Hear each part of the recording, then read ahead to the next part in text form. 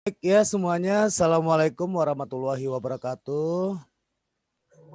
Waalaikumsalam warahmatullahi wabarakatuh. Sudah masuk semua ini? Baru 8 orang?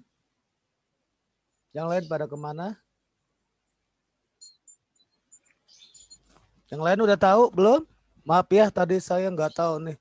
Tiba-tiba laptop saya nge-restart sendiri, dia minta update ya. Baik, jadi kita langsung aja untuk perkuliahan kali ini ya. Kita masuk sejarah dan ruang lingkup farmakognosi ya. Oke, saya share screen. Oke, share screen saya sudah kelihatan? Sudah ada belum? Sudah? Sudah ada, Pak. Sudah. Ya, sudah ada, Pak. Baik ya. Nah, kita kemarin juga sudah saya singgung mengenai apa itu farmakognosi ya. Jadi tentunya farmakognosi ini adalah merupakan suatu ilmu pengetahuan tentang obat yang berasal dari bahasa Yunani ya.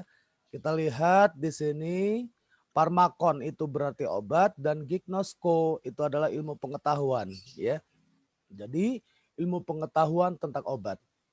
Nah, ilmu pengetahuan tentang obat di sini otomatis dia tidak bisa berdiri sendiri. Kenapa? Ya, karena di dalam membuat suatu sediaan farmasi atau sediaan obat tentunya harus memerlukan ilmu-ilmu pengetahuan yang lain.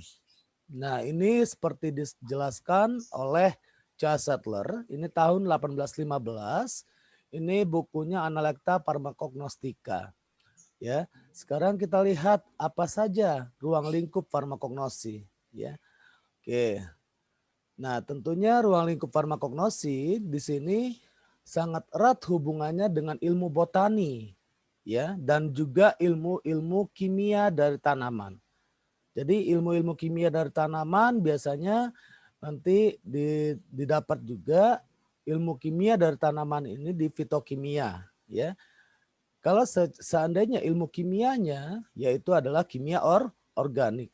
Nah, sekarang kita lihat di ilmu botani farmasi ya atau biologi farmasi tentunya di sini yang kamu telah dapat perkuliahan di semester berapa kamu dapat perkuliahan udah dapat di botani farmasi semester berapa?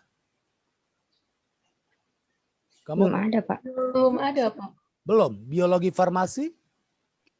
Udah, Pak. Biologi Ya. satu. Semester 1 apa 2? 1, Pak. Semester 1, Pak. Oke. Nah, jadi biologi farmasi atau botani farmasi itu hampir sama ya. Jadi ilmunya di sini dia mengidentifikasi bentuk tanaman ya, asal usul tanaman, budidaya, pemungutan hasil, penyimpanan dan perdagangan. Nah, tentunya di sini kalau kimia dari tanaman tersebut yang disebut dengan biogens metabolit sekunder. Jadi kandungan kimia yang ada di dalam tanaman ya biasanya di sini adalah ilmu fitokimia. Jadi lanjutan nanti dari farmakognosi ke fitokimia. Jadi farmasi bahan alam itu panjang sekali ya. Jadi ada biologi farmasi, botani farmasi, farmakognosi, fitokimia, dan elusidasi struktur. Jadi lanjutan nanti perkuliahan farmakognosi adalah fitokimia. Ya, kalau orang menyebutkannya kimia bahan alam, tapi di D3 ini enggak didapat. Ya, jadi hanya sampai farmakognosi. Nah, sekarang kita lihat selain Charles Sattler tadi menjelaskan bahwa di bukunya menjelaskan ilmu pengetahuan tentang obat itu ya dia memiliki suatu hubungan erat dengan ilmu yang lain dan Flückiger ini menjabarkan kembali selain fitokimia dan juga ada biokimia dan juga kimia sintetis. Nah, inilah ruang lingkup farmakognosi ya. Jadi Flückiger menjelaskan bahwa farmakognosi itu adalah penggunaan Secara serentak, berbagai macam cabang ilmu pengetahuan untuk memperoleh segala segi yang perlu diketahui tentang obat. Jadi dapat kita rangkum bahwa farmakognosi itu dia tidak bisa berdiri sendiri, ya. Jadi dia perlu ilmu yang lain dan lanjutan dari ilmu farmakognosi tersebut. Jadi harus digunakan secara serentak, ya. Nah, sekarang kita lihat ya, farmakognosi itu mempelajari apa saja? Tentunya mempelajari obat-obat yang berasal dari bahan alam, ya. Contohnya kita lihat di sini banyak sekali di dalam tanaman, ya, bahan alam kemarin juga udah kita singgung. Ada tanaman, ada hewan maupun mineral, ya. Nah, untuk dalam tanaman banyak sekali kandungan-kandungan kimia, ya, seperti karbohidrat, glikosida, lipid, tanin, resin, alkaloid, flavonoid, ya. Bahkan juga di sini nanti kita membahas minyak atsiri, ya, nanti di farmakognosi 2. Nah, tentunya ini banyak sekali ya kegunaan-kegunaannya, ya. Kita lihat kegunaannya di farmasi. Nah, ini contohnya adalah dari karbohidrat, ya. Sebagai zat penambah rasa. Biasanya zat penambah rasa digunakan adalah sebagai pemanis, contohnya apa? Sukrosa, ya. Sukrosa itu didapat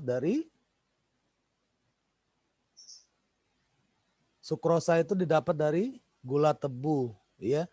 Kalau fruktosa, gula buah, ya. Terus kalau dektrosa, gula anggur, ya. Nah, ini sebagai zat penambah rasa.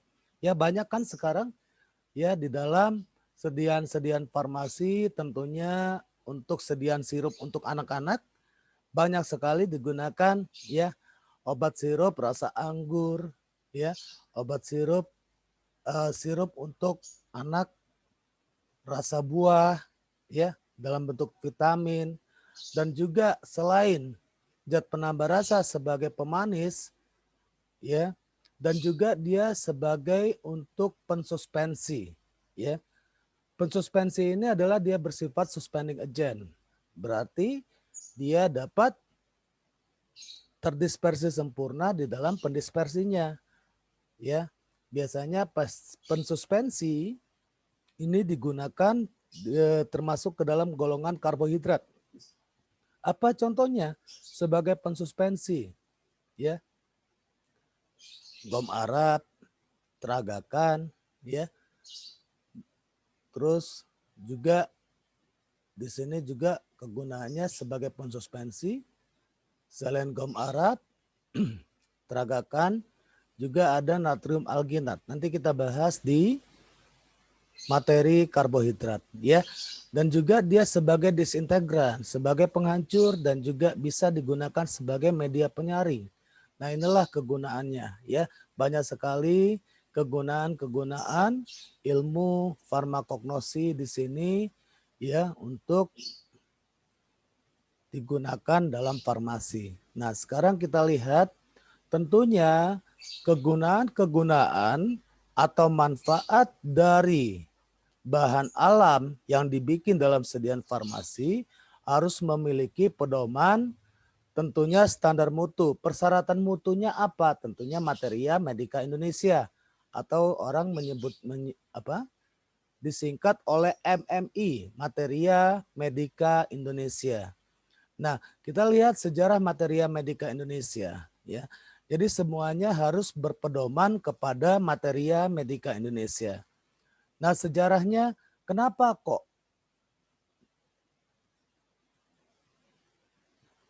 diterbitkan buku Materia Medika Indonesia? Tujuannya apa? Nah, sekarang kita lihat, ya. Tentunya tujuan pengobatan, ya, adalah pertama penyediaan obat dalam jenis dan jumlah yang cukup. Ya, karena masihnya adanya keterbatasan mengenai jenis dan jumlah yang cukup, makanya obat tradisional ini adalah sangat membantu sekali, ya, untuk kebutuhan pengobatan. Tentunya yang bagaimana? Aman, berkhasiat, mutu memenuhi persyaratan yang ditetapkan, dan tersebar merata di masyarakat luas. Nah, sekarang kita lihat tujuan yang kedua pembangunan di bidang obat itu adalah melindungi masyarakat dari kesalahgunaan atau penyalahgunaan obat. Nah, tentunya di sini standar mutu Materia Medika Indonesia inilah supaya tidak dilakukan penyalahgunaan atau kesalahgunaan dari obat. Ya. Kalau kesalahgunaan, ya, dia tidak tahu digunakan. Nah, itu kesalahgunakan. Tapi kalau penyalahgunaan dia sudah tahu tapi digunakan. Nah, ini nggak boleh, ya.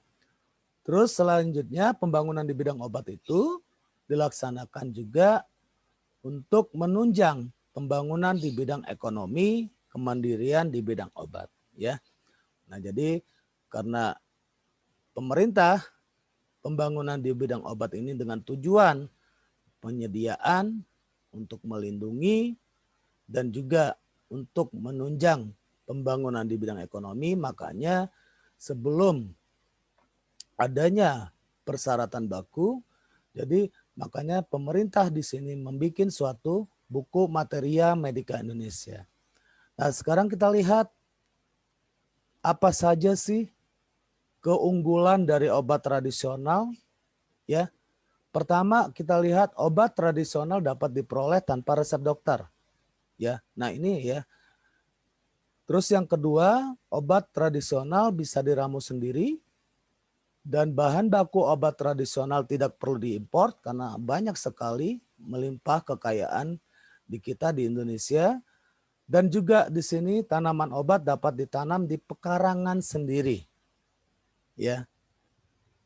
Jadi karena keuntungan karena bisa diramu sendiri, belum ada acuan, makanya karena belum memiliki persyaratan resmi, makanya dibikinlah atau diterbitkanlah buku Materia Medika Indonesia. Nah, ini adalah buku standar mutu atau persyaratan mutu yang diterbitkan oleh Depkes RI. Ya, saya punya buku Materia Medika Indonesia edisi 1 sampai edisi 6. Ya, isinya apa saja?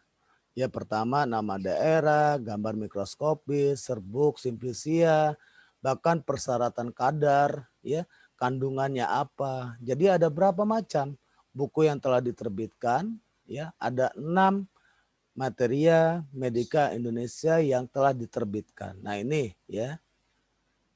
Kalau obat sintetik biasanya yang acuannya kemana? Farmakope, ya. Kalau untuk obat tradisional Materia Medika Indonesia. Dan juga sekarang alhamdulillah sudah terbit juga Farmakope Herbal Indonesia. Jadi selain Materia Medika Indonesia, acuannya adalah Farmakope Herbal Indonesia. Ada ya, saya juga punya soft copy-nya. Ya. Nah, tentunya inilah yang acuan atau standar untuk perusahaan-perusahaan obat tradisional. Ya, kalau membuat obat tradisional, inilah buku acuannya atau buku persyaratan mutu yang ada di dalam Simplisia untuk pembuatan obat tradisional. Nah, sekarang kita lihat ya. Kalau tadi kita secara asal kata farmakognosi itu dari bahasa Yunani, farmakon dan gnosko, ya. Tapi farmakognosi diartikan secara luas, yaitu ilmu yang mempelajari pengetahuan dan pengenalan obat-obat yang berasal dari tanaman dan zat aktifnya. Begitu juga yang berasal dari hewan maupun mineral. Ya. Jadi ini dijabarkan kembali. Jadi ilmu pengetahuan tentang obat berasal dari bahan alam dan beserta zat aktif yang berasal dari hewan maupun mineral. Ya. Jadi ada tanaman, hewan, dan mineral. Kalau obat tradisional, ya, kemarin juga kita sudah membahas. Tugas sudah dikumpulkan semua belum? Sudah? Sudah, Pak. Sudah, Pak. Tahu ya, Sudah. yang jamu apa saja, obat herbal terstandar apa saja, ya, yang ada di luaran, ya. Jadi fitofarmaka apa saja, ya.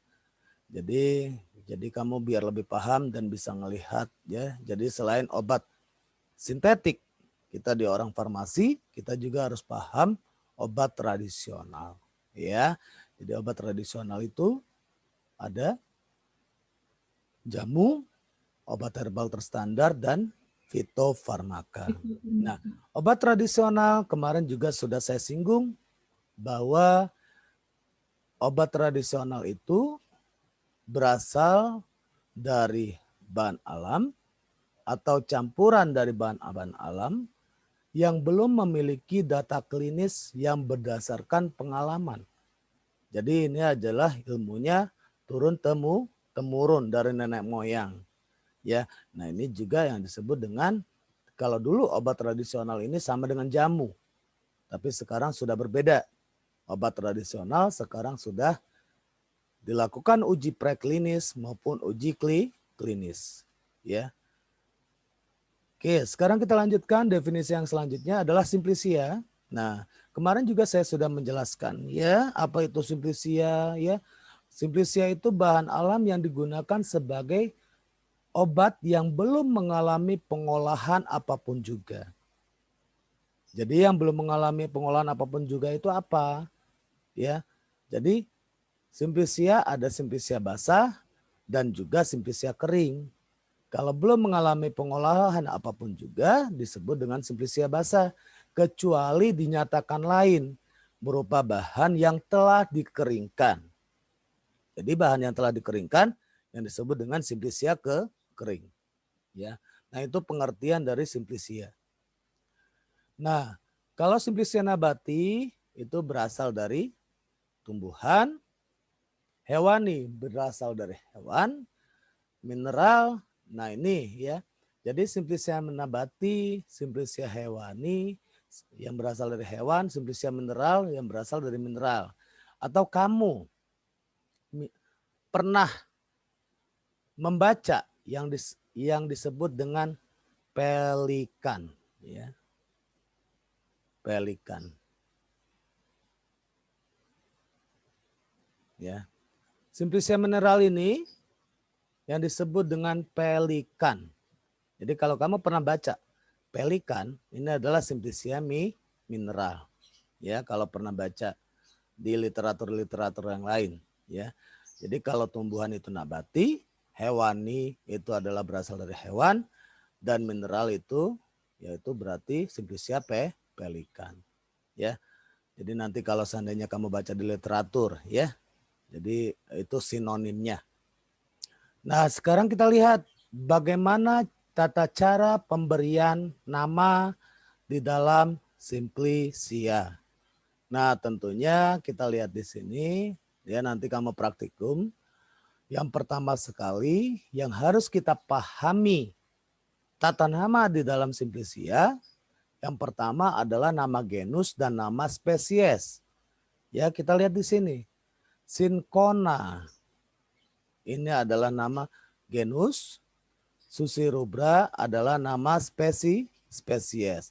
Jadi ini genus, kita harus paham ya. Genus, ini spesies. Nah, untuk nama genus,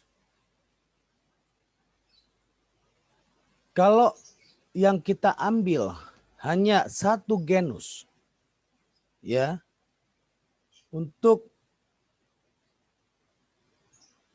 pengambilannya atau bagian tanamannya yang diambil adalah kulit batang, berarti yang diambil adalah nama genusnya.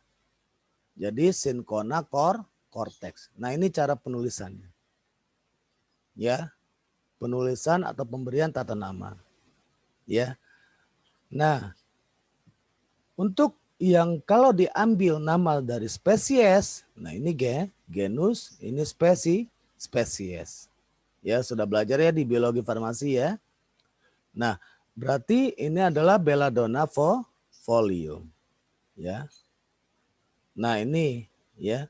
Kalau namanya diambil nama genus. Paham tidak membaca bahasa Latin? Bisa nggak membaca bahasa Latin?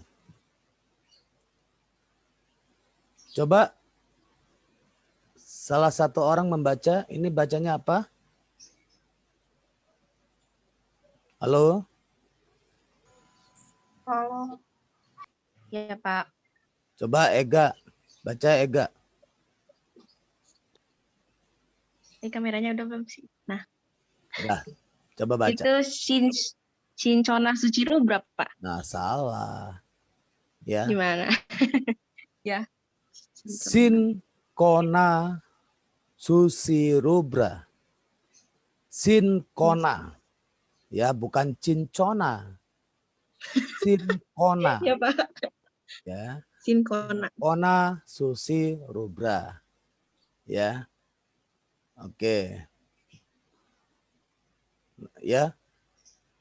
Caranya gimana? Nah, coba sekali lagi.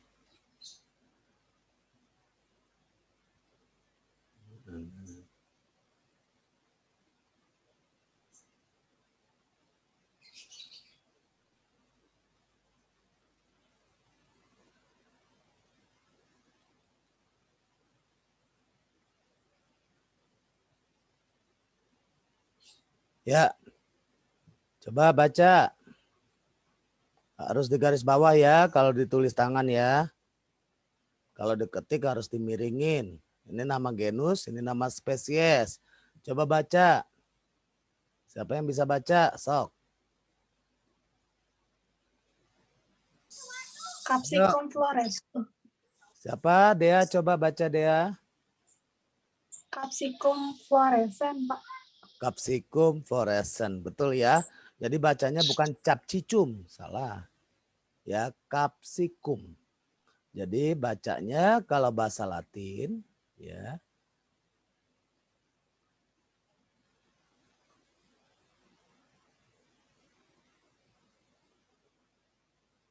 Ini A ya. Ca, ci, cu, ce, co. Berarti bacanya ka,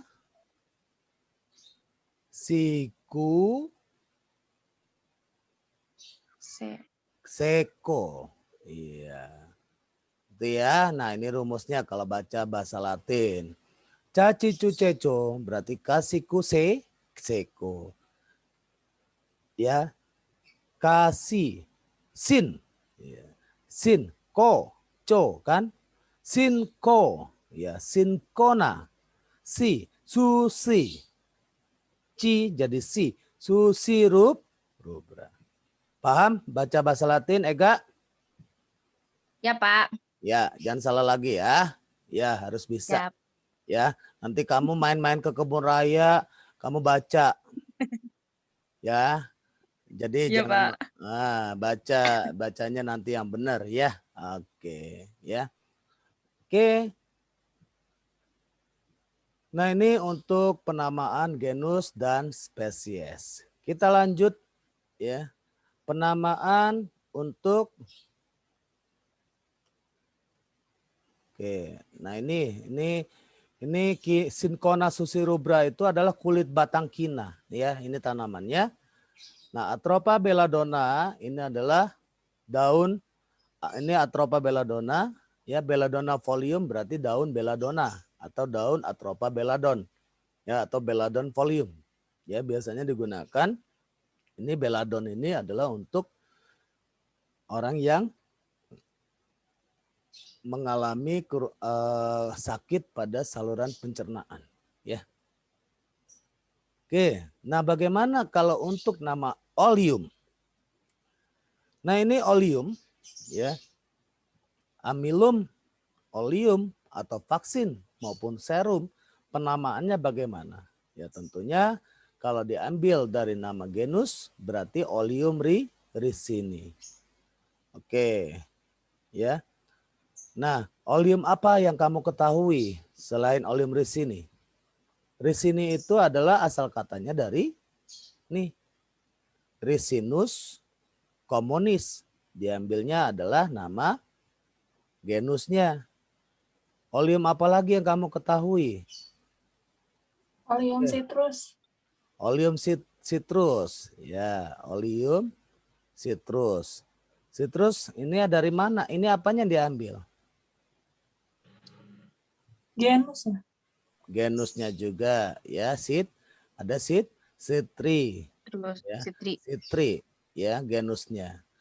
Terus untuk sebagai bahan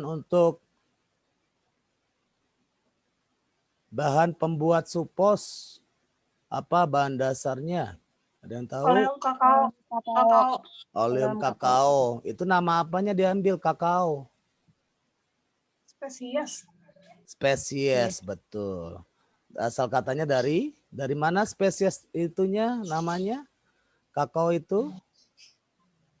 Theobroma Theobroma kakao L. kakao ya.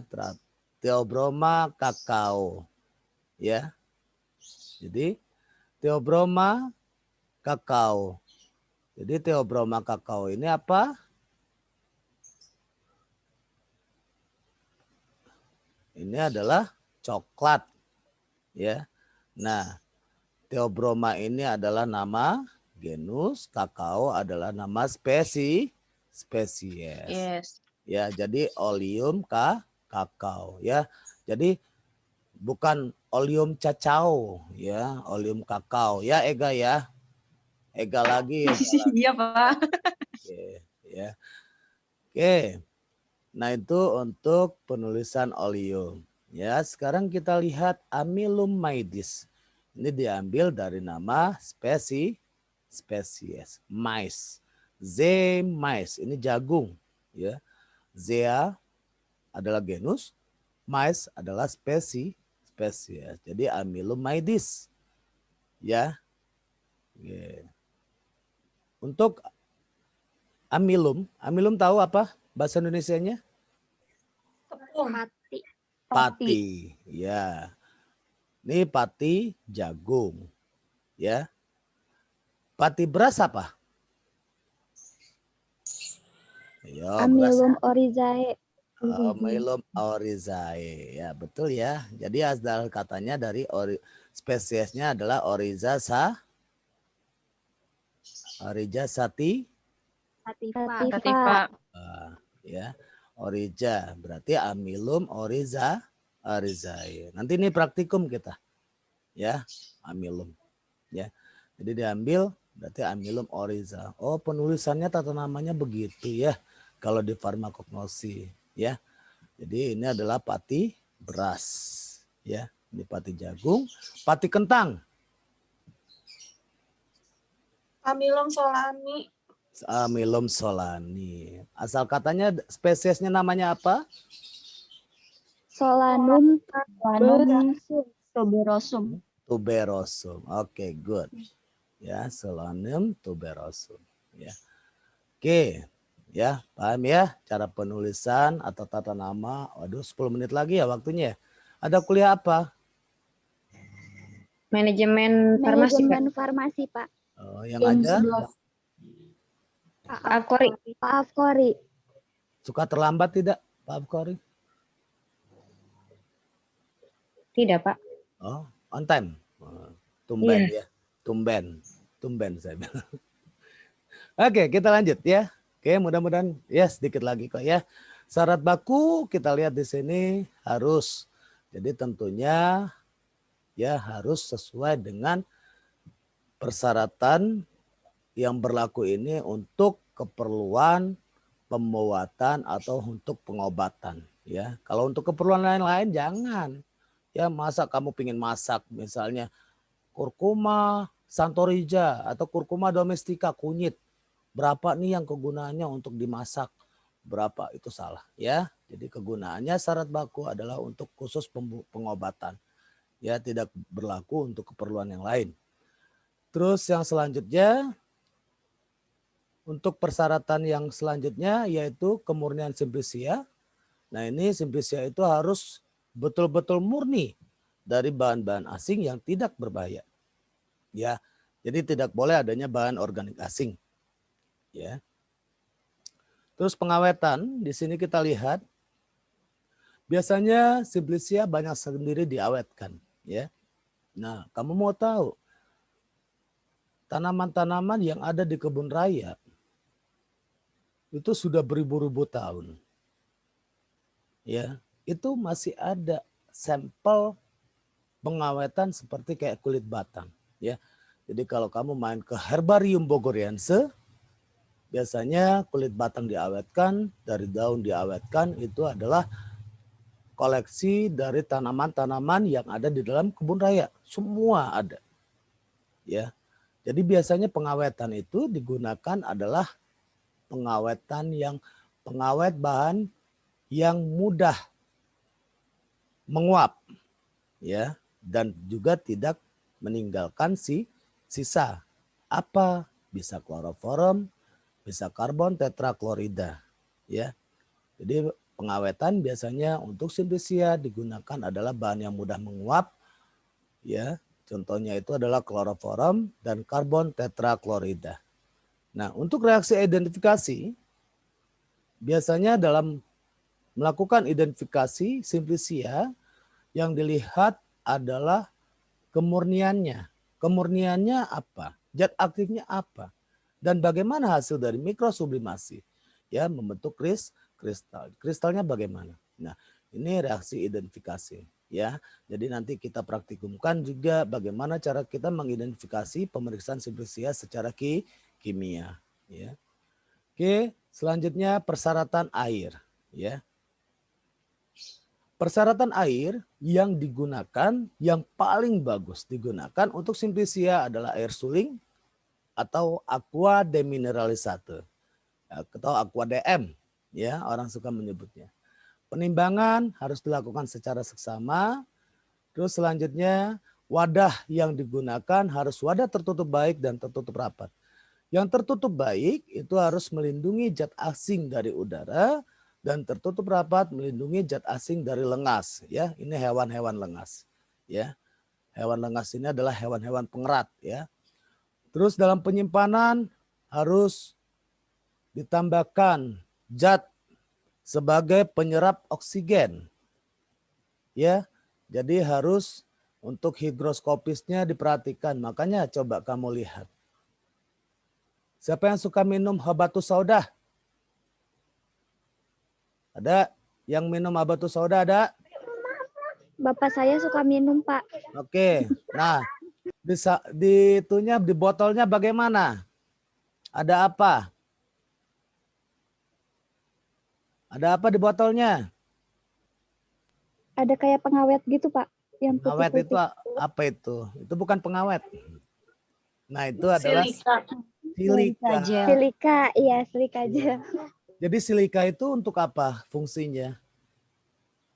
Menyerap oksigen air gitu, Pak. Iya, menyerap oksigen, ya. Jadi supaya tahan dari kelembapan. Jadi silika selain digunakan di obat tradisional banyak sekali kayak di sepatu juga ya. Kamu kalau beli sepatu lihat deh di box ya. Di laundry juga ya supaya tidak berjamur ya. Jadi itu fungsinya silika ya. Oke, jadi obat-obat tradisional ya suka harus ditambahkan silika sebagai untuk penyerap oksigen untuk melindungi dari kelembapan. Karena kalau seandainya lembab, kapsul itu dia akan lunak dan akan menempel bahkan akan rusak. Ya. Selanjutnya Simplicia harus disimpan terlindung dari cahaya. Ya, nggak boleh kena sinar matahari langsung dan disimpan pada suhu kamar. Pertanyaan saya, suhu kamar itu berapa derajat Celcius? 15 sampai 30. Salah. Oh. 15 sampai 25. Ya. 15 sampai 25 derajat Celcius, ya. 25 sampai 35 itu adalah suhu panas. 26 ke atas itu udah mulai panas ya. Oke. Nah, terus selanjutnya tempat sejuk dan dingin, ya. Kalau suhu kamar 15 sampai 25. Kalau sejuk 8 sampai 15. kalau dingin Kurang dari 2. Dingin. 2 sampai 8. Ya, kalau beku 0 Kurang sampai dari 2 derajat Celcius. Ya, orang farmasi harus tahu itu ya. Oke, nanti kamu kalau PKL juga tahu penyimpanan obat harusnya di mana. Ya, suhu dingin, suhu kamar, suhu sejuk, ya, ataupun suhu beku, ya. Oke. Kita lanjut etiket. Ya, etiket harus menyertakan nama Latin dan juga nama Indonesia. Terus, ya, ini contohnya, ya, temu putih, ya. Terus di sini ada nama Latin dan selanjutnya kita masuk ke pembuatan serbuk Simplicia. Ini serbuk dibikin dalam 4/18 dengan ayakan mes nomor 40. Ya, biasanya yang digunakan. Oke, alhamdulillah selesai juga ya, cepat ya. Oke, sampai sini ada yang ditanyakan? Ya, sampai sini ada yang ditanyakan tidak? Cukup, Pak. Cukup ya, pas ya waktunya ya. Masuk semua? Masuk, Pak. Masuk, Pak. Masuk, Pak. Ya. Ada yang ditanyakan tidak sampai sini? Saya tanya lagi. Paham ya untuk perkuliahan kali ini ya. Sejarah apa itu farmakognosi ya, sejarahnya apa, standar bukunya apa yang digunakan ya. Terus definisi-definisi yang tadi sudah kita bahas. Jadi kita masih secara apa namanya, masih kulit-kulit luarnya saja ya. Jadi nanti untuk Selasa depan jadi kita bahas kembali yaitu mengenai Simplicia, tahapan pembuatan Simplicia baik secara umum maupun secara khusus. Oke, baik, kalau nggak ada lagi yang ditanyakan untuk perkuliahan kali ini cukup sampai di sini. Bapak Ya. mohon maaf, materi yang di e-kampus tidak bisa di-download, Pak. Oh, tidak bisa di-download. Iya, Pak. Baik, nanti coba saya cek kembali ya. Saya cek sekarang ya. Nanti kamu silakan download lah ya. Mungkin karena saya ini kemarin apa? Saya nggak ambil dari kuliah waktu tahun yang lalu. Jadi mungkin nggak bisa. Jadi harus di-download ulang secara manual. Sepertinya begitu ya. Baik, mungkin saya update kembali ya. Saya download ulang. Oke, ada lagi yang ditanyakan? Baik, kalau tidak ada cukup untuk perkuliahan kali ini ya. Terima kasih. Assalamualaikum warahmatullahi wabarakatuh. Waalaikumsalam warahmatullahi wabarakatuh. Terima kasih, Terima kasih, Pak. Pak. Terima kasih, Pak.